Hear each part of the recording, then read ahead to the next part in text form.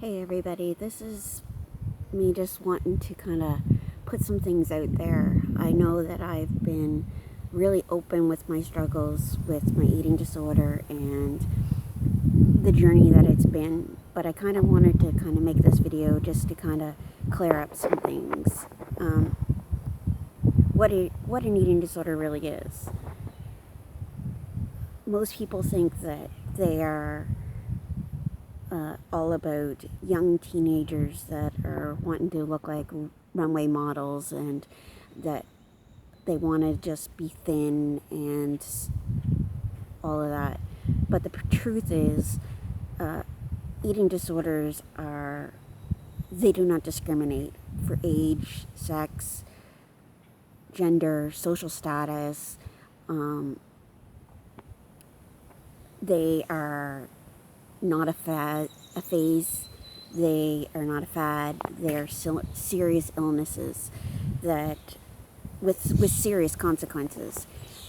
Anorexia has the highest mortality rate that there is of any psychiatric illness, and I think it's one of the most misunderstood mental illness out there. So I guess the question is, why? Why do we choose to starve ourselves to oblivion? Why do we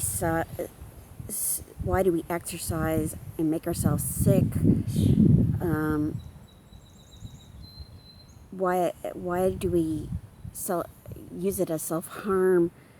Why do we harm those around us? The answer is simple. It is not a choice. I did not choose to have an eating disorder. It is a coping mechanism, a safety blanket. It is an identity. It makes life simple by giving you a rule book for your life. Rules that tell you how to live, what to do, what to say, what to eat. They take away risk. They give you control. We all want to feel control in a world that just a lot of the times feels out of control. But in that control, there becomes a lot of demons arise. There's drugs, there's alcohol, there's self-harm, there's eating disorders, all addictions, all seeking control in a world where many feel out of control, looking for escape in everyday tortures that often feel like you just can't cope. You're seeking peace from constant voices that are in your head telling you you're not good enough, seeking numbness so that you don't have to deal with life and their negative thoughts and emotions. Eating disorders are not just about food and weight, even though that may be how they start. They are an addiction and self-harm. Every eating disorder is has a different form of how they start, how they present themselves, and to the rules that they go by and the purpose they serve. But there is the common factor. They all serve a purpose. And I guess the part that most people don't understand is the purpose part. If I look at my life and where mine started, I started really, really young with my eating disorder. It started as a way of control. It numbed me. It numbed out my emotions, and I've had a couple hospitalizations from it, where I felt like it wasn't an issue, it wasn't a problem, and I was very much in denial. But I'm going to talk about this last 2 years. And in the last 2 years, my eating disorder had hit its rock bottom. In May of 2016, my eating disorder took off. And it was in a time of my life where I felt like I had no control. My world seemed like a lot of bad things were happening that I could not control. A lot of environmental things that I couldn't control. And at that time in my life, it was emotionally draining. So I just started to restrict on some of the junk food that I was eating, which led to other foods, and I also started exercising. And as I exercised, the emotions became more numbing. The more I didn't eat, the more number I felt, the less I had to deal with the emotions that I just felt like I couldn't, like the depression that come along with feeling out of control. I went down to not eating hardly anything, working, trying to take care of my kids, but I was barely functioning. I was existing, but merely existing in a world that I thought that I was fine. I had family members telling me that I wasn't fine. I had friends telling me, you look scarily thin. And in my mind, I'm like, no, I'm fine. Like, I'm still functioning. I'm able to work. I take care of my kids. I go to hockey with the kids. But in reality, I was hiding away. The more I didn't eat, the more exercise I did, the less I wanted to be around people, the more I wanted to isolate and just be alone with my own illness and be alone with the eating disorder, because the eating disorder, it slowly took away more and more from me. It took away my social happiness. I didn't want to be around people because it revolved around food. I had an excuse for everything, from that I was too tired, that the kids were too busy, that I had to work, anything I could to avoid eating and being around people that might have me in a social environment that I would need to eat. And this went on for a year, and to the point that I had sought help through my family doctor, which referred me to mental health. And I was really ashamed that I had to deal with going through the mental health system, and felt like a failure, and felt like I was letting my family down, and felt like I had a lot to be ashamed of. And over the past year, I realized that why is there such a stigma with mental health? It is an illness, the same as diabetes and cancer and all those other health concerns out there, but yet we're forced into a box when it comes to mental health, in that you should just get over it.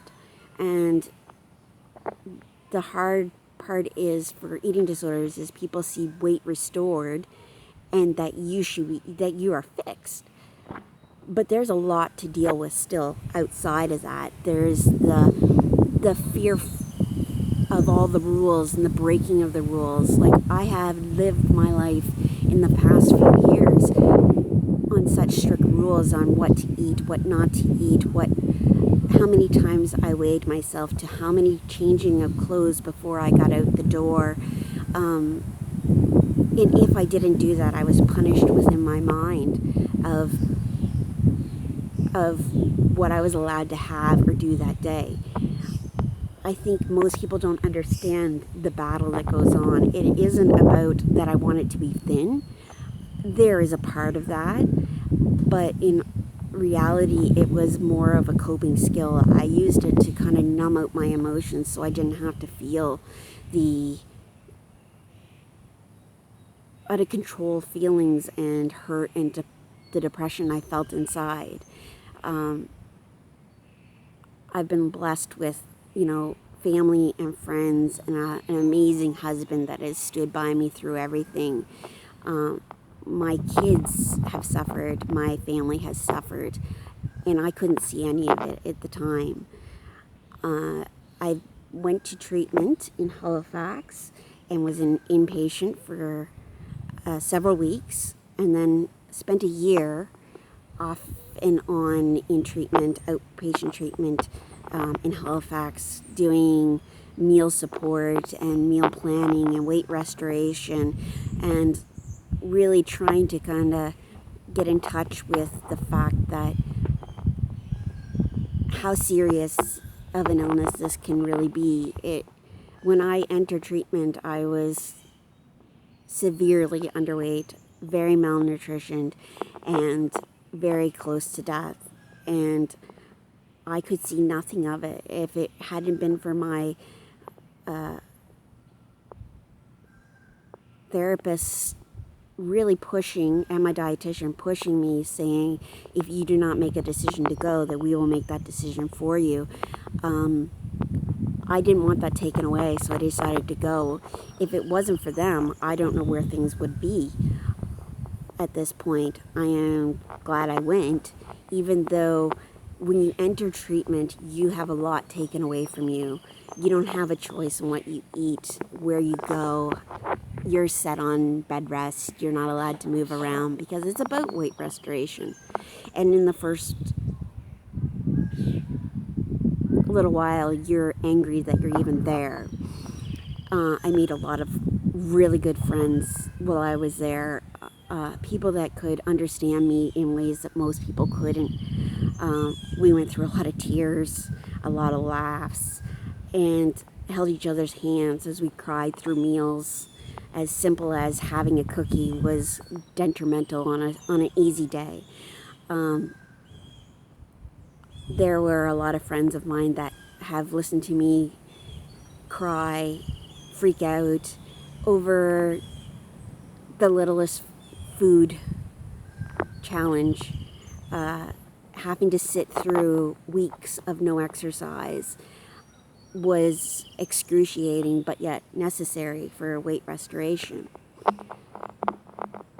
I kept a lot of this stuff inside because I was afraid of what society would say and what society would think, and how that they would classify my family and how they would treat my kids, knowing that their mother suffered with anorexia and that was dealing with mental health issues. And I worried about whether Rowan would make the next hockey team because the word was out there that his mother had an eating disorder and was really messed up. I worried about how teachers would perceive the kids. I worried about what people would think about Bill and other family members, and it's been a real battle that I've had to overcome and say, you know what, this is an illness. This is the same as if I had diabetes. Would I be ashamed about that? No. Would I have support? Yes. And I have support going through this as well. I guess the stigma that is still there that mental health should be a taboo and silent subject. Am I in full recovery? No. Do I still battle with my daily meal plans? Yes. Do I still struggle with how much exercise I do in a run of a day? Yes. I may look better. I may feel better. I may be functioning at a higher level, but every day is still a conscious decision. Will I have breakfast? Will I have dinner? What will we have for supper? And it's not an easy one, and it's gonna be that way for a while. But I want people to know it's okay to say, I struggle with depression, I have an addiction, I struggle with an eating disorder. Whether you're female or male or teens or young adults or in your late adulthood, you can still suffer with these illnesses, and we shouldn't be ashamed to talk about them. I just really wanted to kind of put this out there and say, you know, it's okay to have these feelings. It's okay to not be okay. And it's okay to reach out for help. And I just want to kind of say thank you to all the people that have been my support. My family has been amazing. My friends, I've had friends that have supported me 100% along the way, and I couldn't do it without any of you. And I think all the support that I get from private messages to messages I get out of the blue that just make my day. And I just want to kind of say, you know, for those that are struggling, keep up the fight. There is days that, you know, we're going to have those darker days, and we're going to have those days that are going to be harder to get up, but we get up, we show up, we get up, and show up again.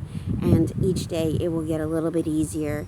And on those hard days, we reach out to the people that have been there and can walk beside us on those days and hold our hands through the crying, through the tough times, and know that it's okay to ask for help. And so that was just my little spiel on, you know, where things have been, and hopefully you understand a little bit more from this on eating disorders and mental health, and hope you have a great day.